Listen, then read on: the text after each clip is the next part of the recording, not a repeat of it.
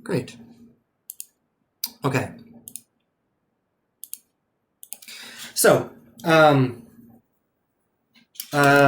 will ask if there's any questions, but first I just want to quickly review again where we're at, where we're going.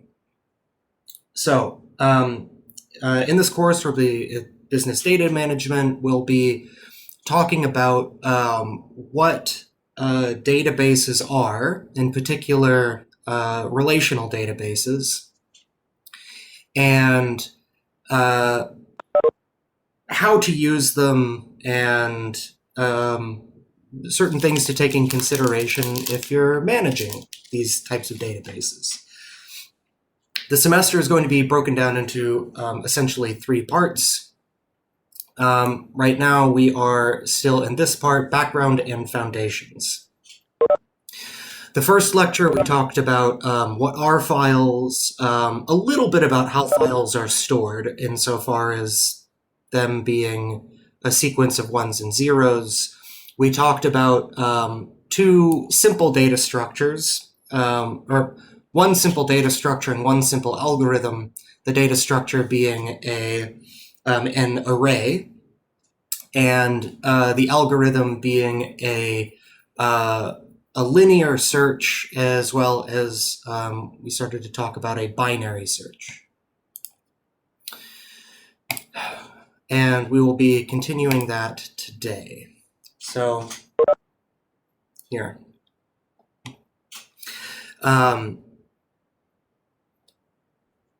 Files on computers are, you can think of them as a sequence of ones and zeros.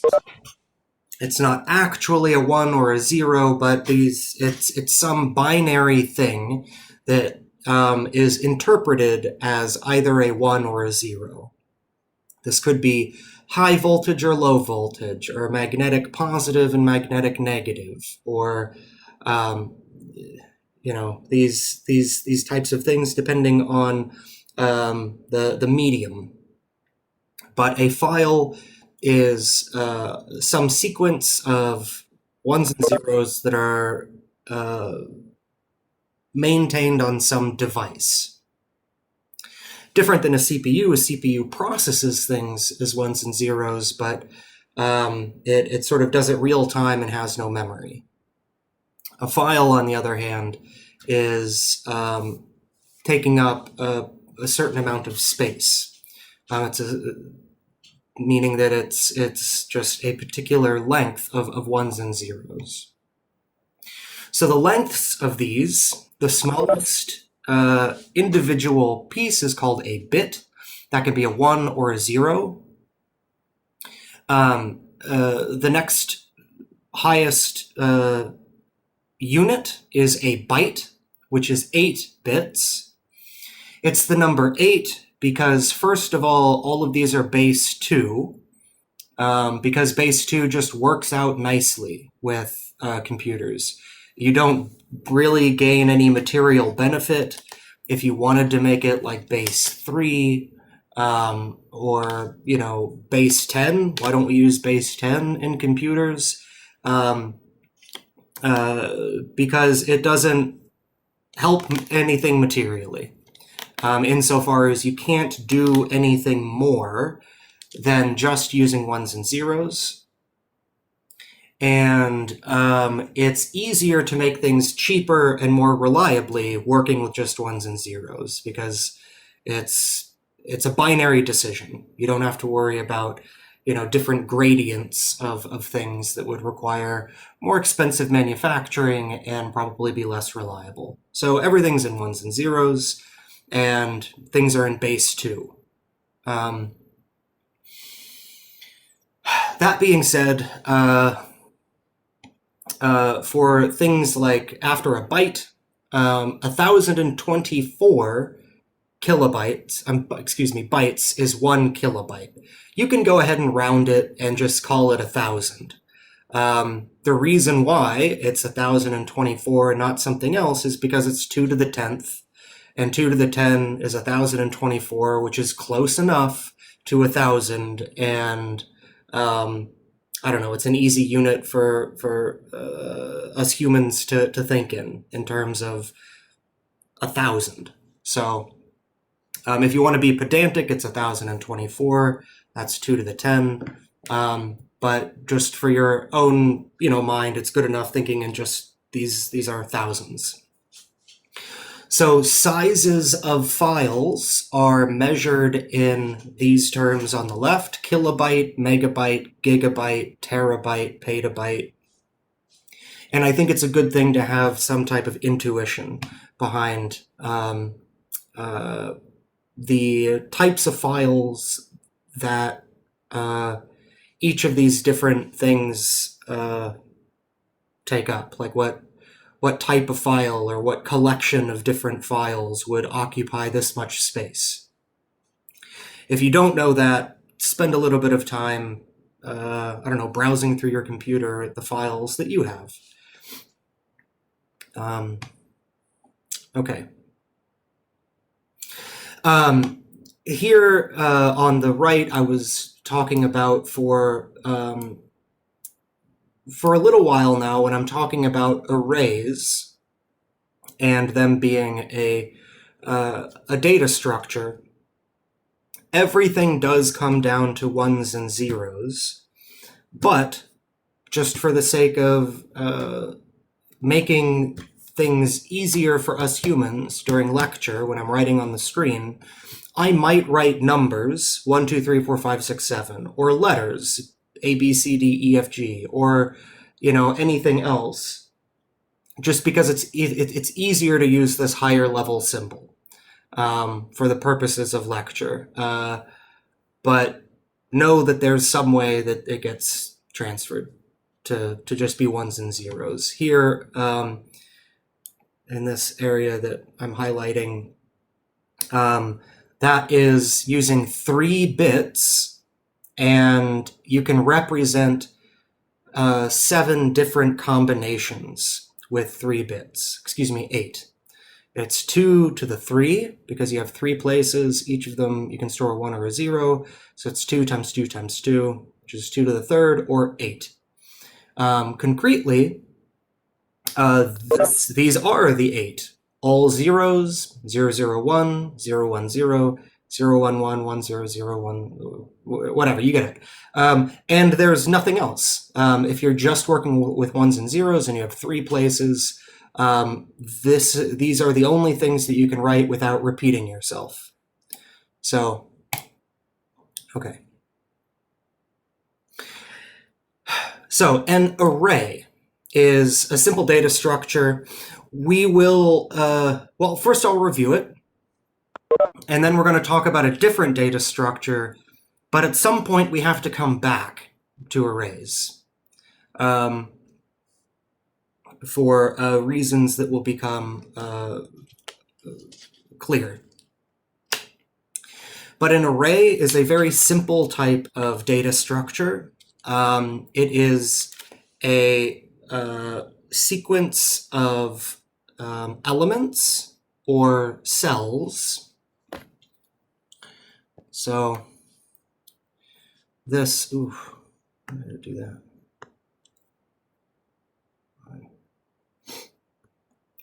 What is going on?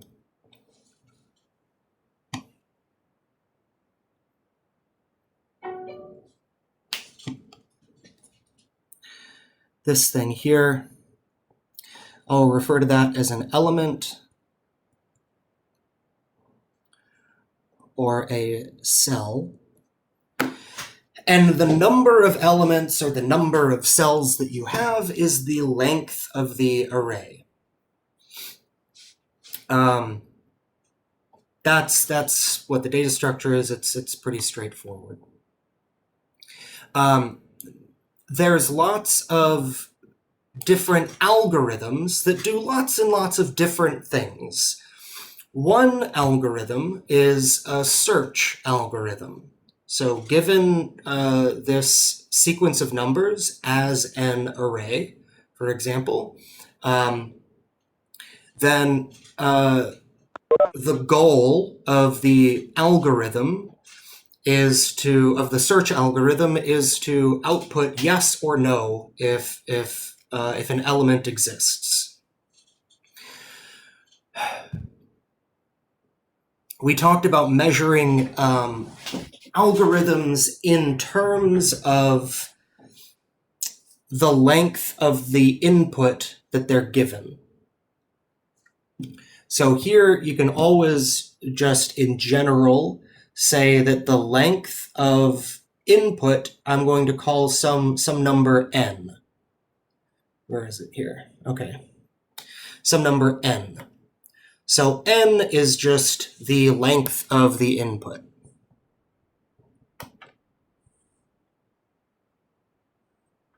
Okay, this is nice because then you don't have to talk about specific cases. Is it different when it's length 3 or 10 or a billion? And you don't have to make up different arguments for all of the different sizes. Instead, just say that whatever the input length is, n, with respect to that length, how long does the algorithm take to finish? And we will be talking about this in terms of the worst case scenario.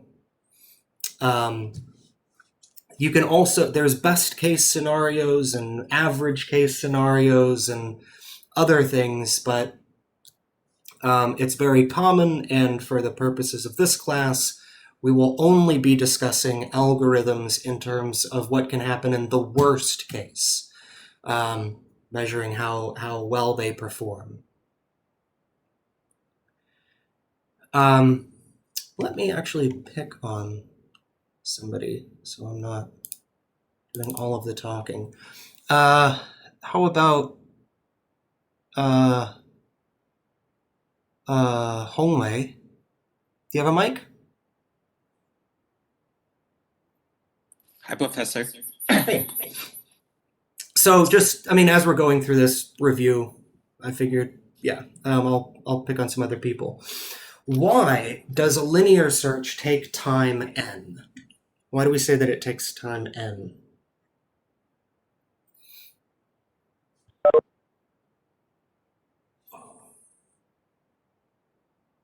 First of all, do you remember what that means? That an algorithm can take time n?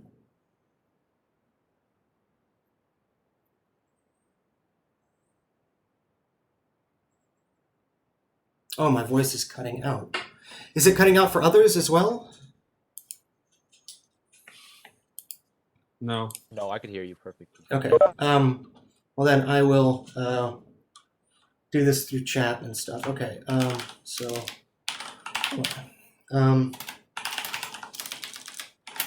do say that linear search takes time n.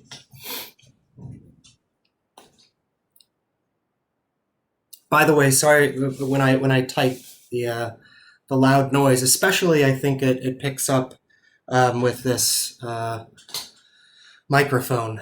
But yeah, Professor, can you hear me now? Yes, I can. Okay. Do you mind repeat your questions? Yeah, my question is, well, first of all, do you remember what the linear search is? What that algorithm is? Yeah, kind of. Okay, how does it work in simple terms? So,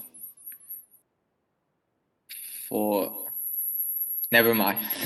I'm not sure. Okay, great. Okay, well, I'll come back to you. Is there anybody who would like to try to remind us what the linear search is? I could. Sure. So you start at the beginning of the array and you go through each element until you find whatever you're looking for. Yeah, basically. Okay. So you start at the beginning, you see if the first thing is it, if it's not, you move on to the second thing, look to see if it's there. If it's not, you move on to the next thing, check to see if it's there. If it's not, you move on to the next thing, and on like that. So yeah, It's one of the simplest things you can do. It's guaranteed to work because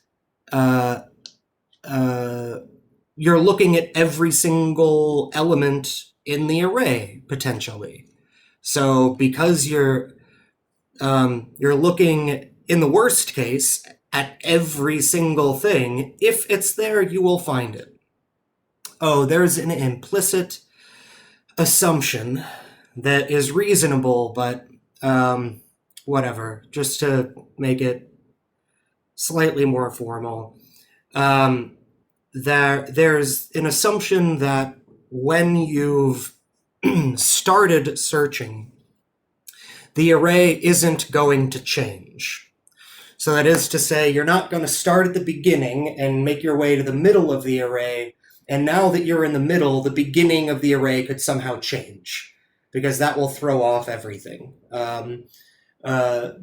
That's a different type of problem, and it's not this. Like here, you can just take it that things you've already looked at are always going to be that way. That whatever input you're given is fixed. So okay, but yeah, okay. So that's called a linear search. Okay.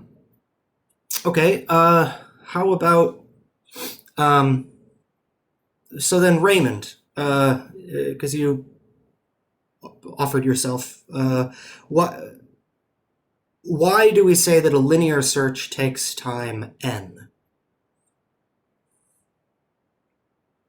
Well, basically, it'll you measure it by the length of failure, or like the longest it'll take. So theoretically, if you had to go through each and every one, it'll be n.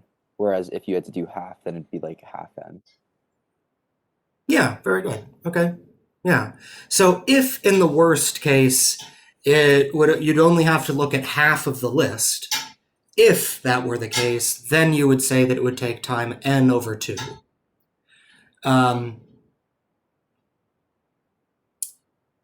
Yeah. I don't want to go too much into it. For those of you who have a little bit more of a background, let me repeat this. If something takes n steps in the worst case, then we say it takes time n. That's why the linear search takes time n, because n is the length of the list, and n can be 10, 15, a billion, whatever you want to imagine n being, but it should always work regardless of the actual number. So we'll just call it n. And in the worst case, you start at the beginning, and then you move on, looking at every single element one by one until you find what you're looking for, or you don't find it. And if you, either finding it in the very last place you look, or otherwise not finding it, and therefore having to go through the entire list to make sure that it's not there, each of these would take n steps. Now, Raymond said, for example, if it took half of that, then you could call that n over 2 time. Here, you could say that this algorithm takes n over 2 time. If there was an algorithm that did that, that's fine. For those who are aware of big O notation, there's actually no difference between n over 2, and that's still considered time n. I'm not getting too much into big O stuff. So if people know more about it and they want to say that if something takes n over 2, you just round it up to n, basically. Or otherwise, if somebody said n over 2 for this class, either one is okay. But for those of you who have had some computer science classes, I just wanted to make that point. Hi.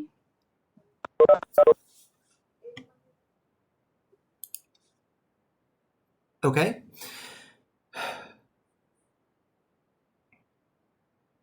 Before I move on to reviewing binary search, I want to stop for a moment and pause for questions. If you're confused at this point, now is a good time to stop and I can clarify things. Otherwise, you might just get more confused later.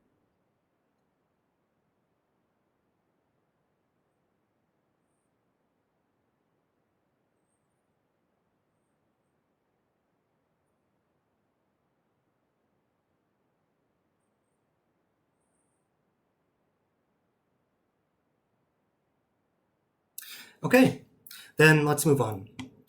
So keep in mind here, we're using the same data structure for each of these. For a linear search, you can do it on an array. Okay, so an array is a data structure. It's not an algorithm. An array is it's an object that stores data. Here, it's a mathematical object. Okay, I'm not telling you where the array is or how it's stored on something real.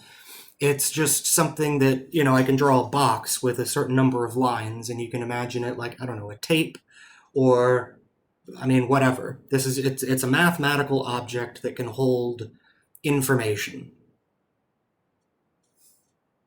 Okay, so that's a data structure, an array.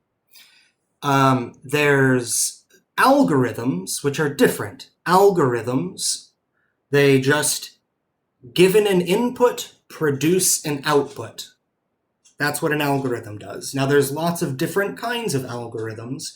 A search algorithm will take an input, we'll take, for example, an array and an element as input, these two things, and then it will output yes or no if this element exists somewhere in this array.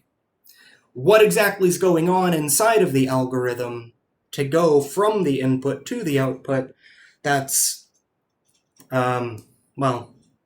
actually the algorithm that you can specify, but okay. In any case, an algorithm is a process that transforms inputs into outputs. A data structure is just an object that stores data. Okay, so the binary search. This is another search algorithm that we are also going to be doing on the same data structure. So still working with an array. So the data structure isn't changing, but we're going to discuss a different search algorithm.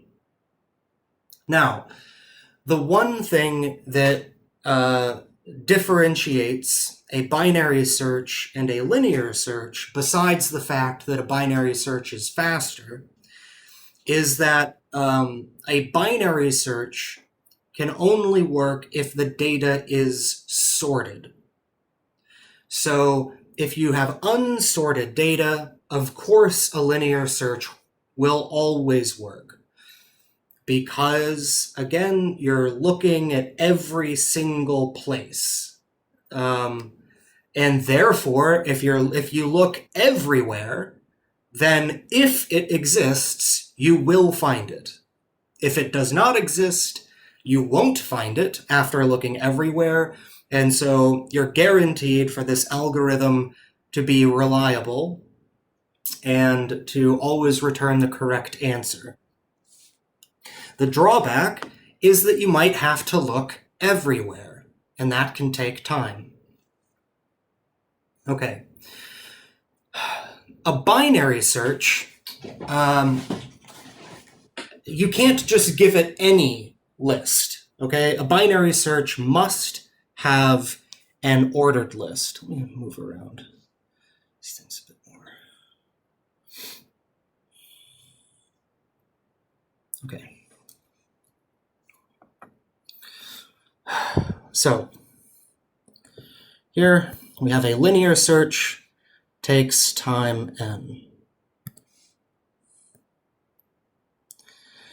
A binary search, I don't know, whatever. So a linear search takes time n. A binary search, on the other hand, takes time log n, where again log, this is log based 2, this is the number of times given something of length n, how many times can you break it in half, and then you throw out a half and now you have half of that, and then you break that in half, throw out one and you have half of that, and you break it and you keep breaking it in half. How many times can you break something in half until you're just down to a single unit, and then that you can't break in half anymore? You can consider a cell like an atom, I guess. You can take a material and you can keep breaking it, but once you get down to an atom, that's it. Not really, but close enough. Let's not get into quantum mechanics. Okay, good. But linear search takes time log n on an ordered list. And so that's very, very important for a binary search. Oh, change color now. Let's see if I can, on an ordered list. Okay?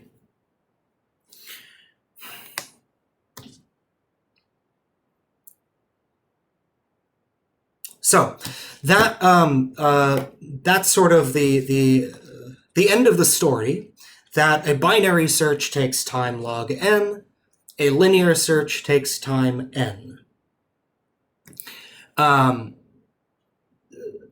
Let's fill in some of the gaps, and I'll go over again how a binary search works.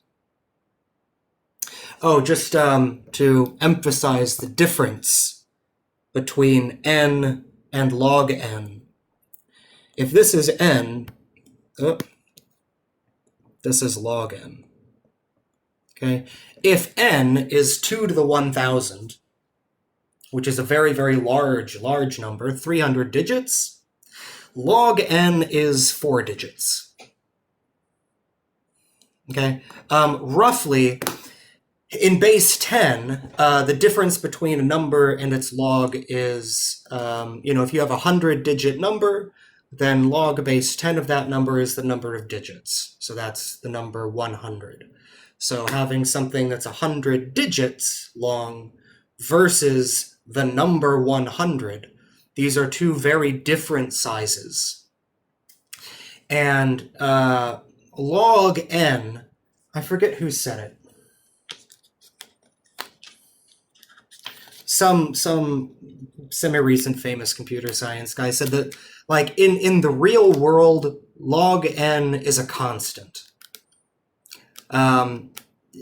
which basically works out to be true. I mean, like, how many atoms are there in the universe, for example? You can calculate that, and then if you take the logarithm of that, it's some small number. I mean, yeah, it could be 1,000 or 2,000 or something like this, but it's such a small number that you can just consider it a constant. So, okay. Oh, good. No, I did leave off here.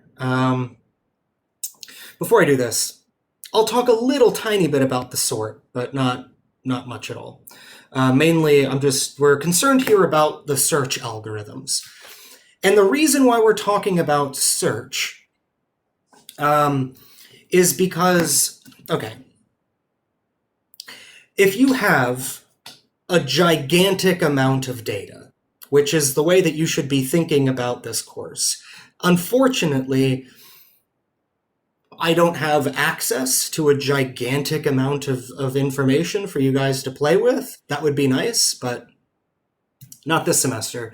But in the real world, you know, your Amazons and your Googles and Microsofts and Tencents and, you know, Baidu's or, I don't know, Huawei and whatever big companies, okay? Government stuff, like whatever. Think about gigantic amounts of information, okay? You're not going to be able to store this on your little computer. You're not even going to be able to, you know, sit in in a little room and have multiple computers that are storing all of this information. Okay, think in the terms of at the minimum a terabyte, and more probably in the thousands of terabytes and probably petabytes of information, especially when you consider redundancies and having backups and stuff like this. So no amount of data that could fit on your laptop or any number of hard drives that you could fit inside of your PC if you have one. So for this class, things will make more sense if you imagine having gigantic amounts of data. Okay?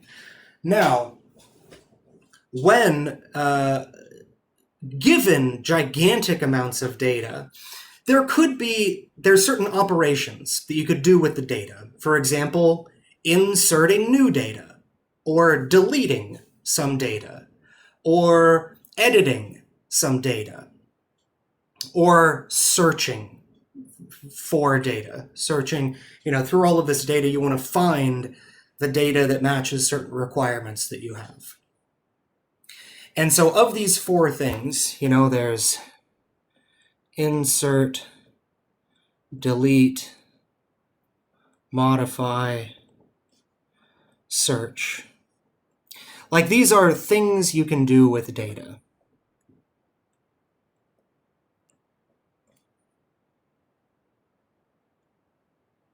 Okay, now there's different applications where you care more about one of these than others. Or maybe one's really, really important, and then the others are kind of so important, or some other combination.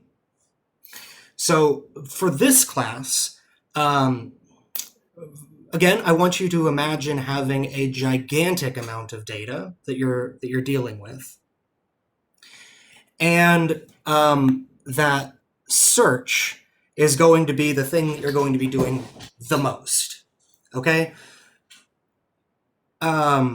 Inserting data, like there will be new data that's coming along at some, you know, some pace, but it's not going to be crazy.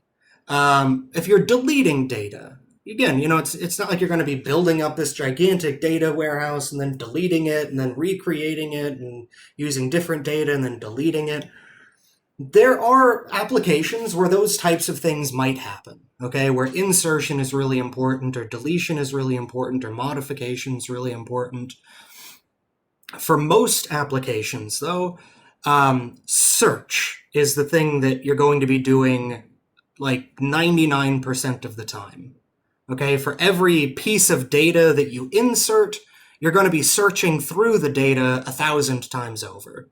Okay, so the number of times that you're doing search is going to be so much more than inserting, deleting, or modifying data that you want search to be very efficient. You care a lot about the search algorithm.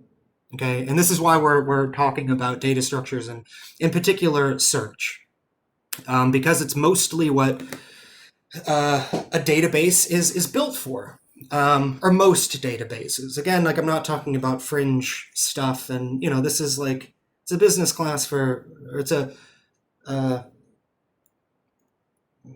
business data management class for people in business. You know, we're not in like graduate school, or I don't know, talking about niche applications or anything like this. It's like standard stuff.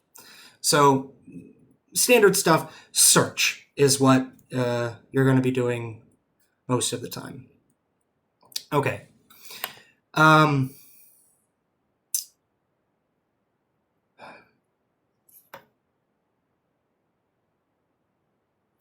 I want to pick on another student just because. Well, I don't want to. First, I'll see if there's any volunteers. I'm going to write a list, an ordered list, and I'm going to pick an element and ask a student to go through a binary search with me to find out where how it, just to explain how it goes. So first I'll request volunteers, and if there are no volunteers, then I'll just pick on somebody. Whatever, that looks good.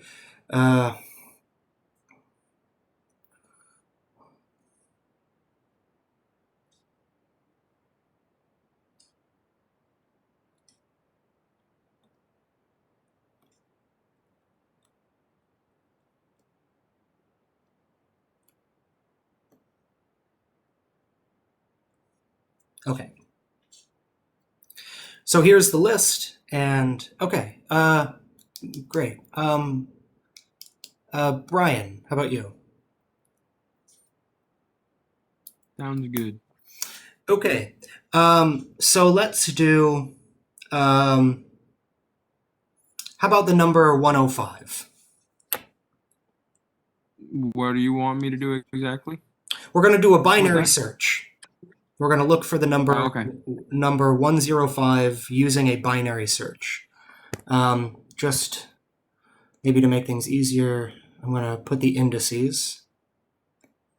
Thanks. Yeah.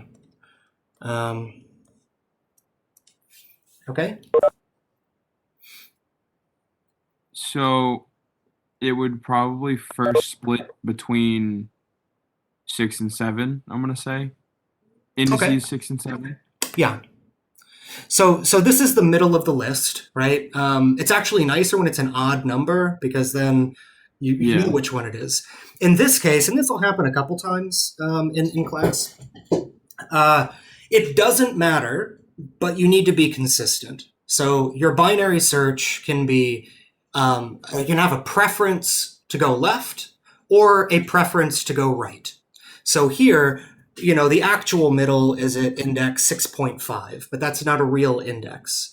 So if you prefer left, we can just go to 6, or otherwise, if you prefer right, we can go to 7. There's no difference. So what do you prefer? Probably the 7. 7. Okay. So Yeah. you prefer this is a right preference. Again, it doesn't matter, but now that you've chosen that, whenever you're in that situation, you must always go right. Okay? Okay. All right, great. So, now what? So then it would C is 32 less than or greater than 105.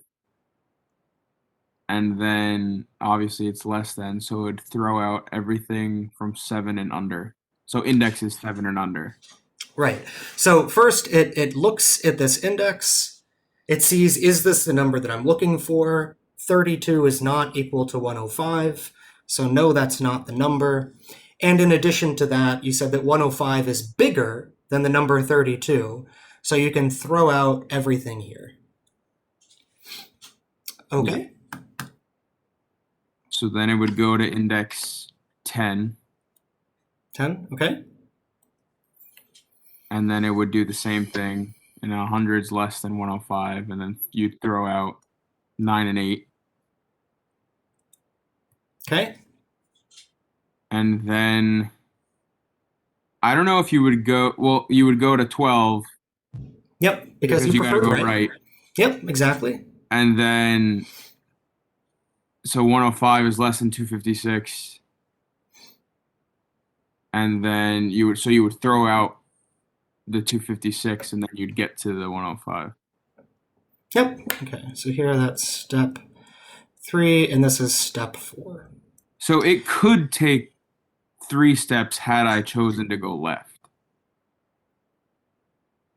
Potentially, but again, like this +1, -1 Yeah. doesn't matter.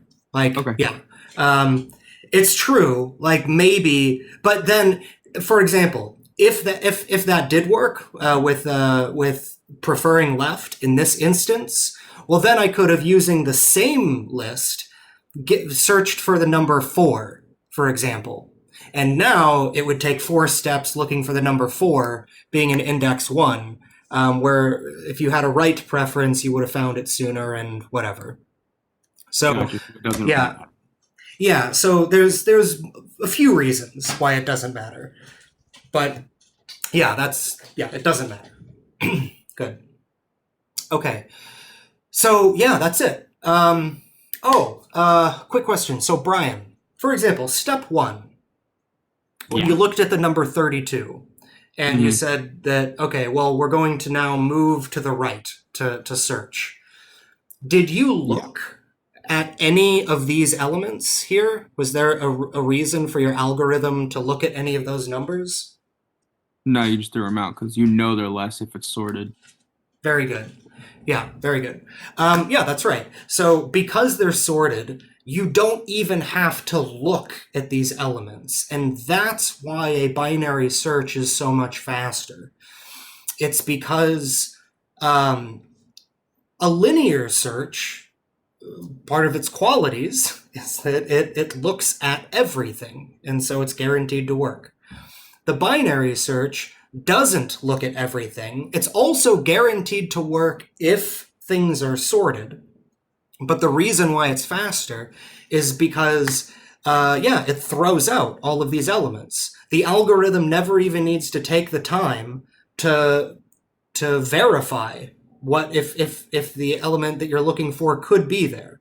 Because the list is sorted, then the algorithm knows that it can't be in any of these other places.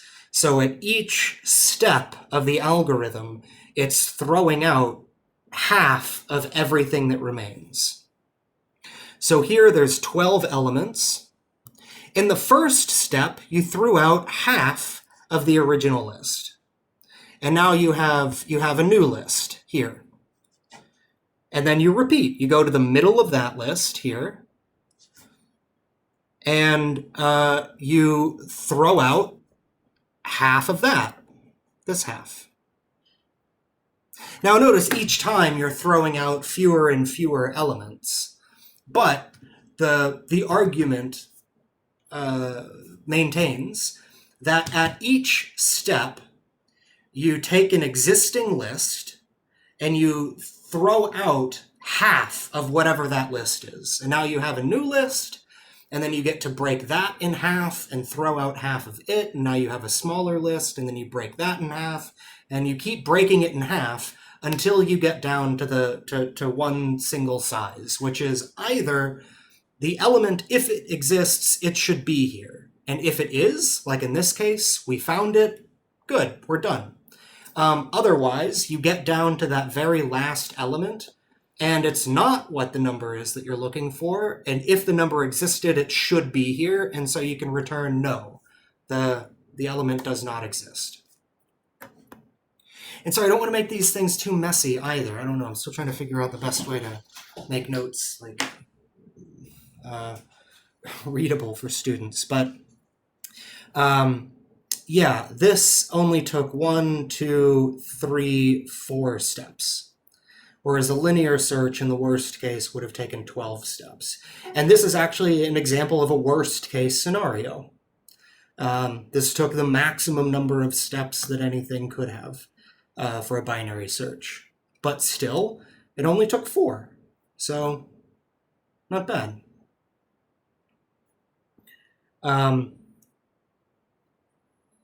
Okay. So let me pause and see now, because this algorithm is more involved than the linear search algorithm. It's still not bad, but I want to pause and see if there's any questions about it.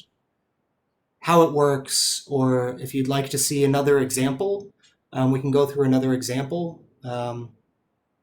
Or I don't know, maybe you get it and you just want, like, let's go on to the next thing. I don't know. I'll open it up to you guys.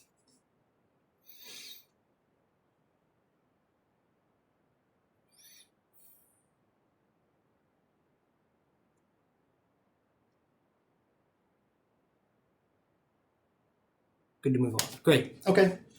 Then let's do that. Oh, can we go through one more example? All right. We'll go through one more example, and yeah. So how about Nicole? You also said that you were willing to go through an example. So Yeah. if you're still willing, we'll use the same list. And we'll do a different number.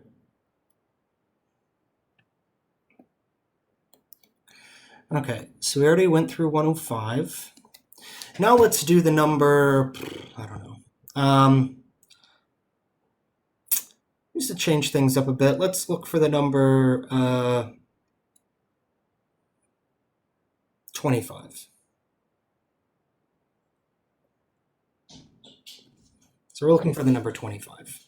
So if we, in this scenario, consider the middle to be the 6th place where the 27 is, then we would see that 25 is less than 27, so it would throw away everything to the right. Okay. Then the new middle would be between, it would be 16. So then the new middle, okay, so now this becomes our new list. This is our And new we list. go- If we go to the left to keep exactly the same as how we did it the first time, then 5 would be the new middle, and we would see that Very good. 25 is greater than 5, so we would throw away the left of the list. Okay. And then now the new middle is 20.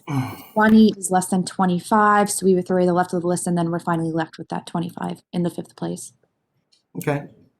So let's see here. This is step 2, step 3, and finally step 4. Good. Yeah, just like that. Okay, very good. So yeah, the only difference between this version of the binary search and the previous example that we did is Nicole's version was had a left preference. So when the index was between 6 and 7, and like that's the actual middle of the list. In our first example, that version of the binary search had a right preference, so it would choose the right element. In the second example we went through, it had a left preference. Again, there's no difference, but once you make a choice, and you can do it in the beginning, just be consistent, because if you change your mind about preferring left or preferring right, it can break things. So it doesn't matter which one you choose, but you just have to be consistent. So we saw an example of both. Okay. Good. All right. Okay, good. Then let's move on. What do I want to say next, actually?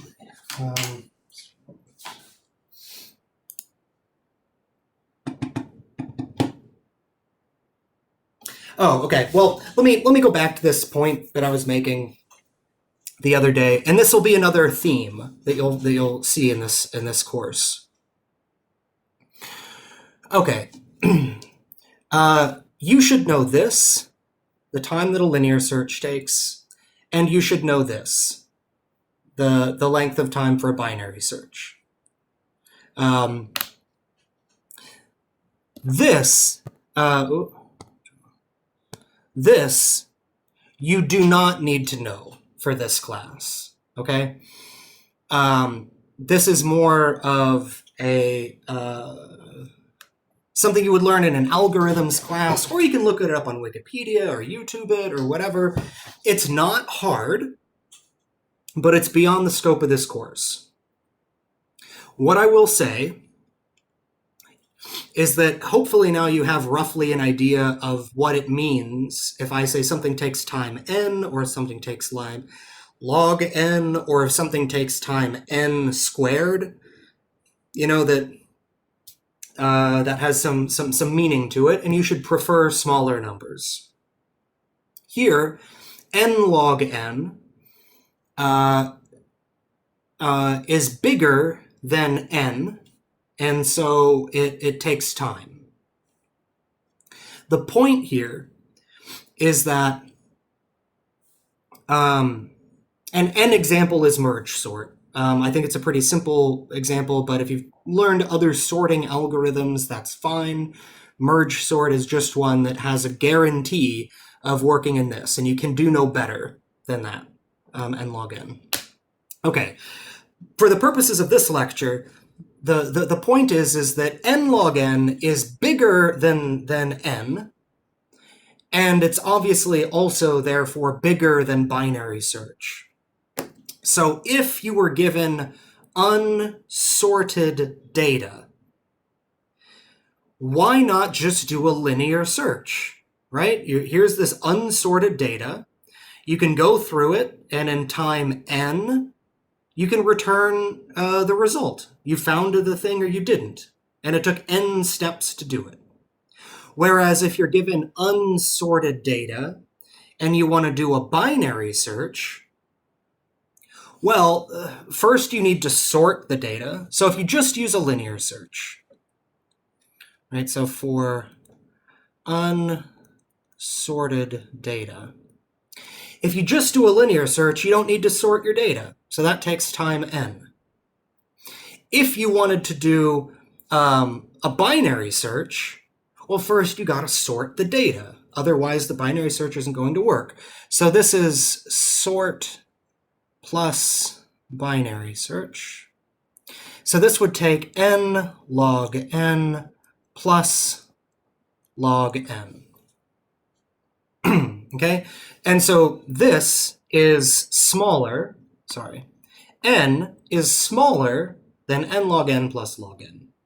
Okay, so why not just do a linear search? Why bother? The point is that, again, with these four options, the search is the one you're going to be doing over and over and over and over again. So, yes, if you're doing a binary search and you're given a bunch of unsorted data, here you waste time. Okay, that's the point. You don't need to know the n log n stuff, but you waste time sorting the data first. And that can take longer than just doing one search. I mean, the sorting takes longer than searching. But if you are going to be searching over and over and over and over, then it's worth it to waste a little bit of time to organize your data and to sort it. And then after that, anytime you want to do a search, it's like lightning quick, super fast. Versus a linear search, it'll take a little while to search the first time. Then it'll take a little while to search the second time, the third time. And so if you're searching again and again and again and again, then this linear search will start to take up too much time after doing so many searches. If you're only doing, yes. Sorry, I just want to reiterate. So for unsorted data, the time for n is actually less than n log n plus log n, right? Right. So if you were given unsorted data and you only wanted to search for something one time, do a linear search. That's faster. But if you're planning on doing a search many, many times, then sort the data and then do a binary search, and that will be faster. It depends on the number of times that you're performing a search.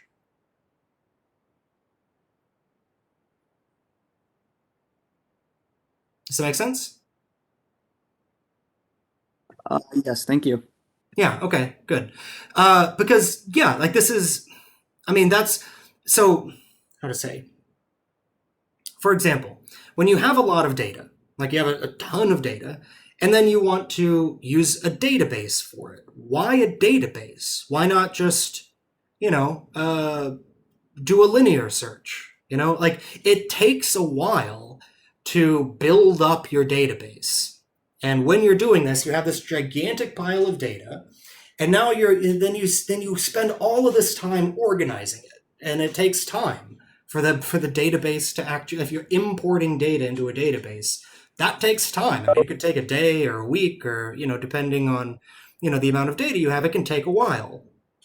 But after you've done that now, and you've spent the day or the week or whatever it is organizing your data, well, now you have the benefit of any time you want to interact with your data or search for something, that's gonna happen very fast.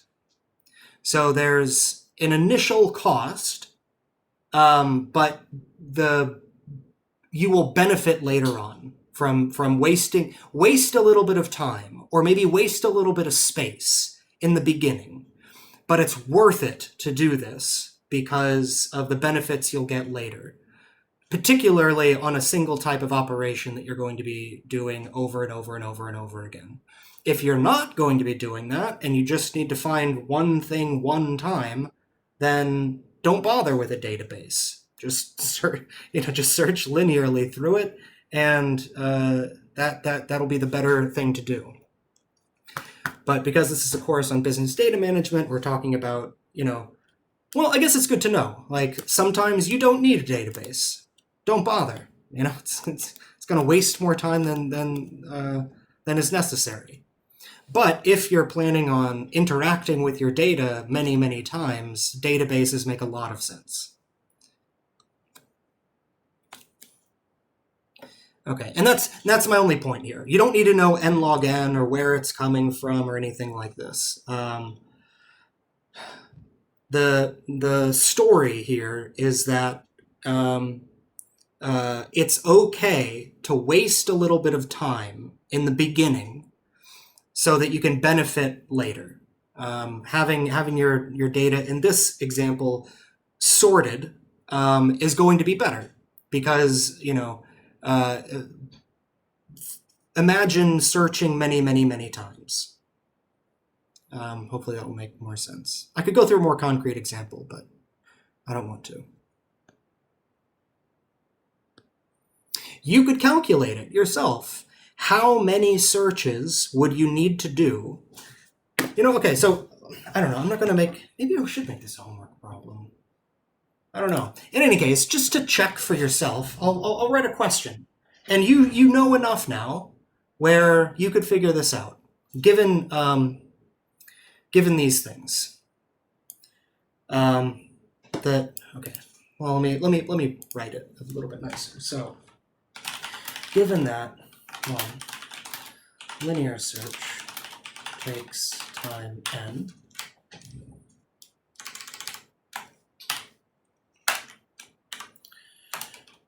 two, binary search, given that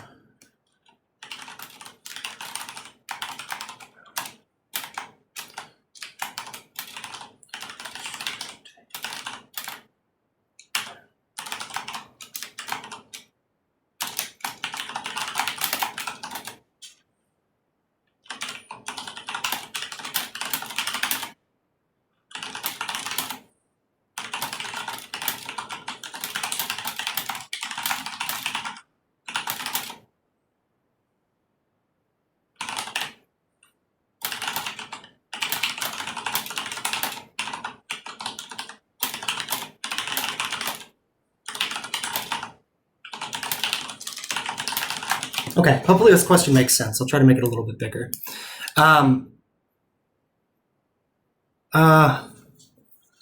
Yeah, that would actually make a nice homework problem. But in any case, maybe I've had some students previously say that they want some questions before a class and just sort of like to check their understanding on things and stuff like that. So here's a question like that.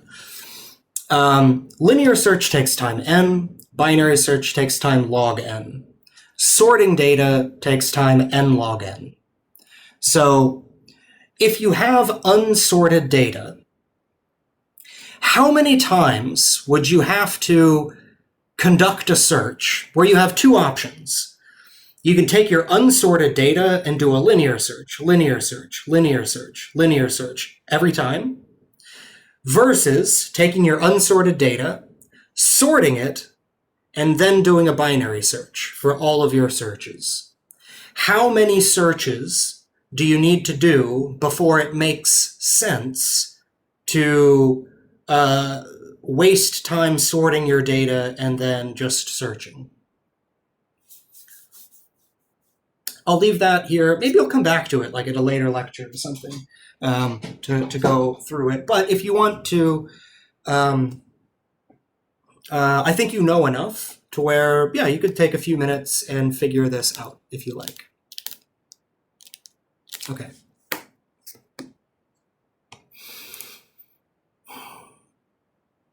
Good.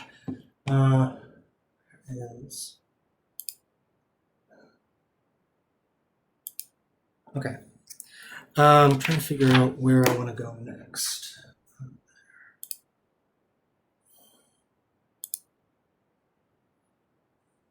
Maybe I'll talk about another data structure very quickly.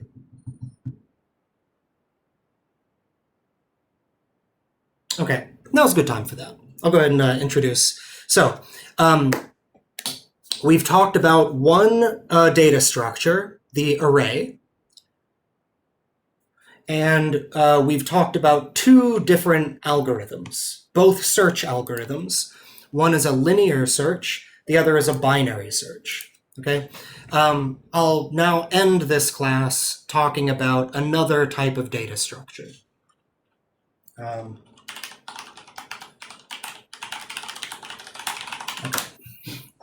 Somebody asked for my email address, so I'm just giving it to everybody. Please use this one, the Scarlet Mail, nh385@scarletmail. If you send something to my business address, I have it, but I don't check it very often, and yeah, my Scarlet Mail is the one that I check frequently for class purposes. Okay, so now let's talk about a new data structure called a binary tree. Okay, and I'll say this at the beginning because I've gotten an spat isn't the right word, but okay. So some of you might have taken some classes previously, data structure classes, algorithm classes, I don't know, where you might have learned about a binary search tree. In my view, there is no difference between a binary tree and a binary search tree. Some of you might have a different opinion on that, where it makes sense to make a distinction between a tree called a binary tree and a tree called a binary search tree. I get the argument for that, but I disagree with it. And so for the purposes of this class anyway, I will try to say binary search tree. But if I say binary tree, know that I'm referring to the binary search tree. I'm maybe speaking to a very small number of students, but if previously you learned that there's a distinction between these two, I am ignoring that distinction. And if I say a binary tree, what I mean is a binary search tree. Okay, so this is a different type of data structure that's a subset of graphs. So a graph is a general type of data structure that's made up of nodes and edges. So this thing is called a node or a vertex. Okay, that's what these are. Okay, they are connected with edges.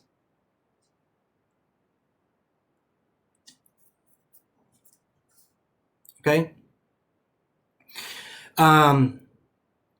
and for a general graph, I mean, you can have any number of nodes connected to any number of vertexes, and there can be directional, connections, whatever.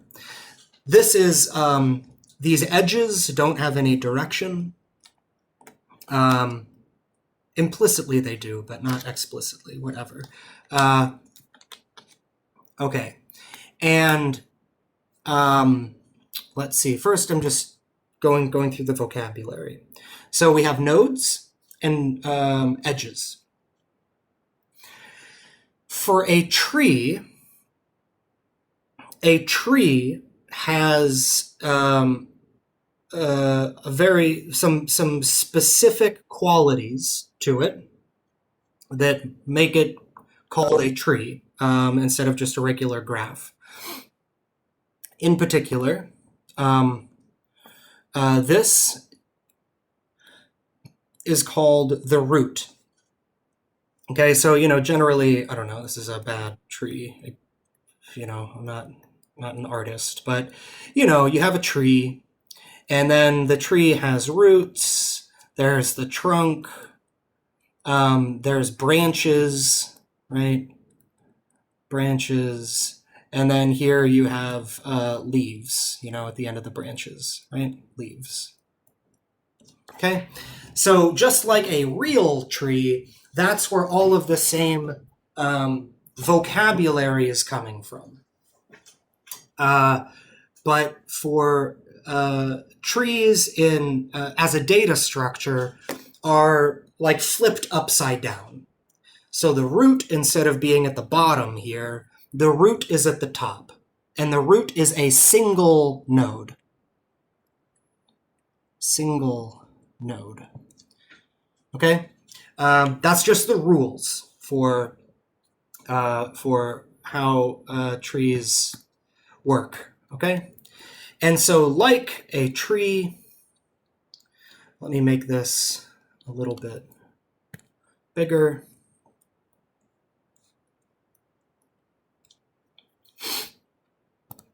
Let's see. This is a branch.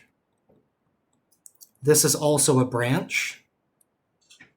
This is also a branch. Okay.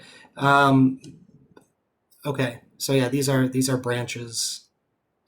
Whatever. I don't want it to get too ugly.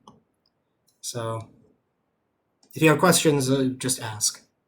So we have branches, and then all of the nodes at the bottom, these ones are called leaves. Sorry, it's a leaf.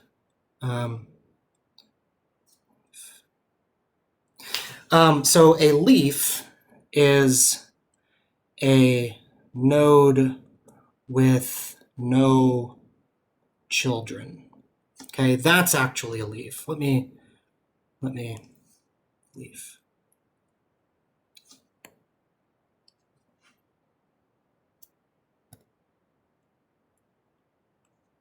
Do that.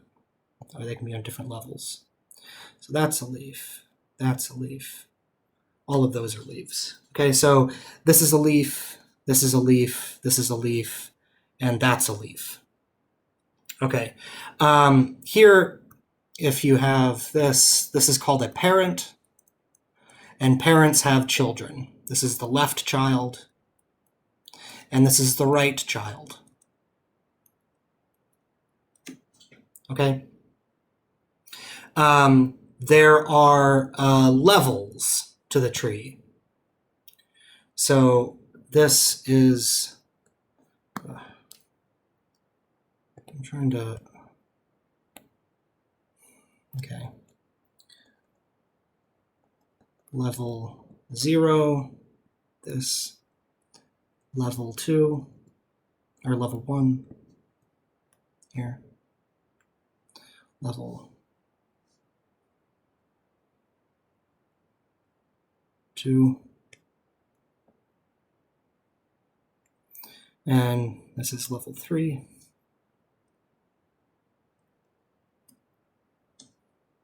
Here. Okay, so this is just teaching you some vocabulary. Okay, So this is a data structure. It's called a tree. I'm sorry, it's looking messy, but trees are made of nodes and vertices. The very top node is called the root. Okay, there's exactly one root node.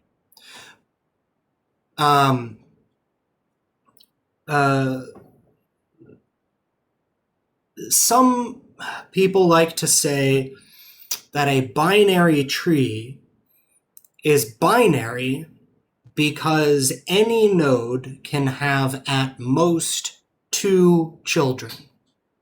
Okay? So here you'll notice the root. This root has 1, 2 children. If I look at the left child, it also has 1, 2 children. If I now go back to the right child, that has 1, 2 children, and then one of these children has 1 child. So in this sense, this is what some people consider to be a binary tree. Okay, nodes have children, a maximum of 2. You can have 1. You don't have to have 2, but you never have more than 2. I, again, don't like that definition as much. It's fine that people can have their own opinions. But,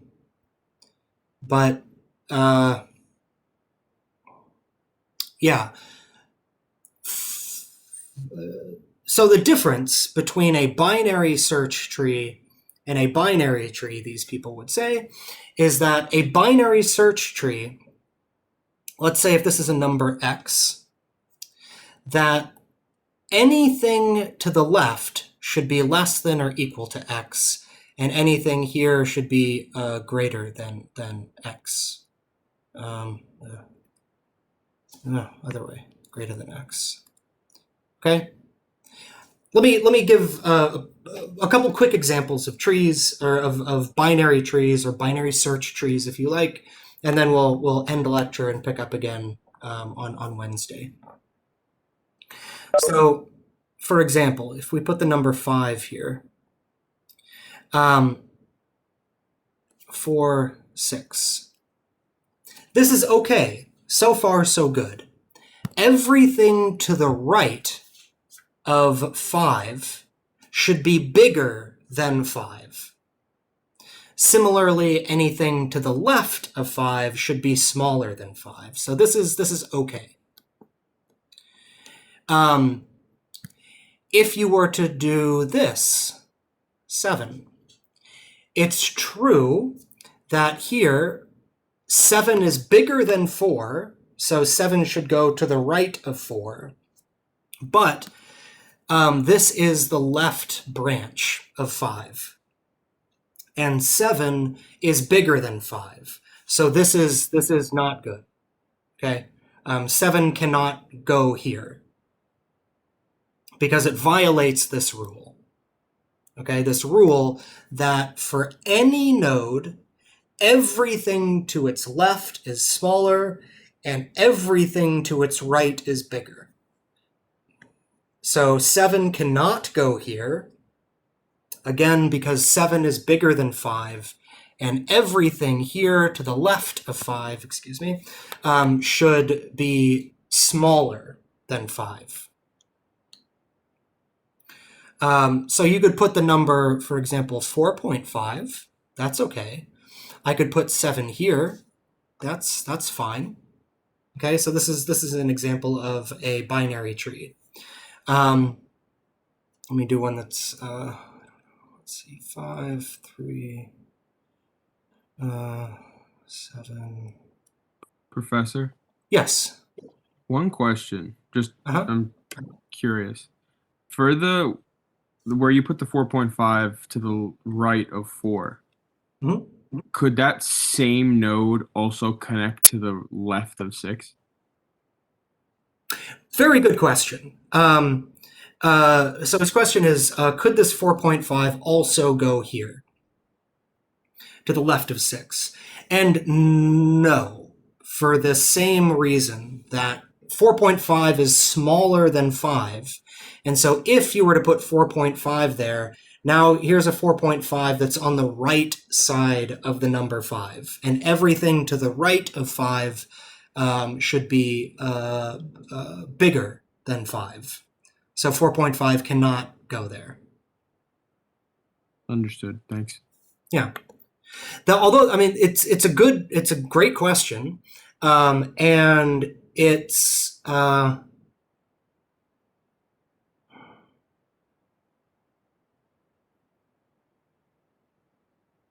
yeah.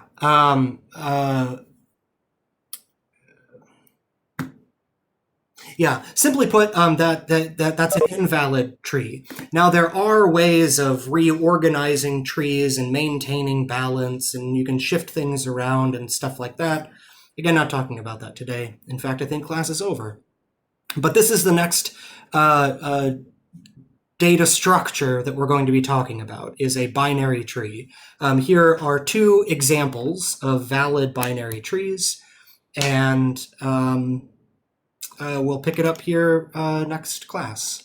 So thank you very much, and I'll hang around if there's any questions about anything.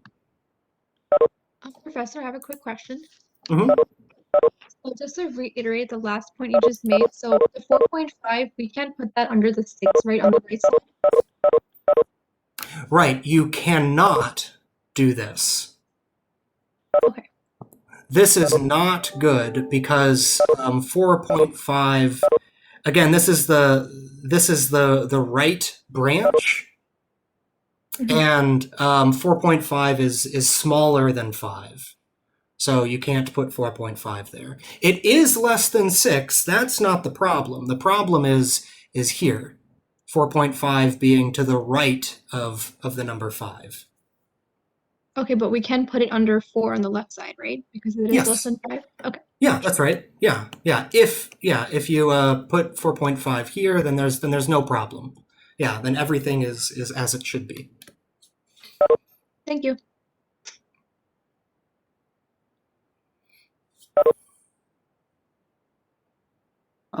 Professor, Mhm. will you post any like recording lectures? Yes, in fact, let me see here. Let me stop this recording first of all.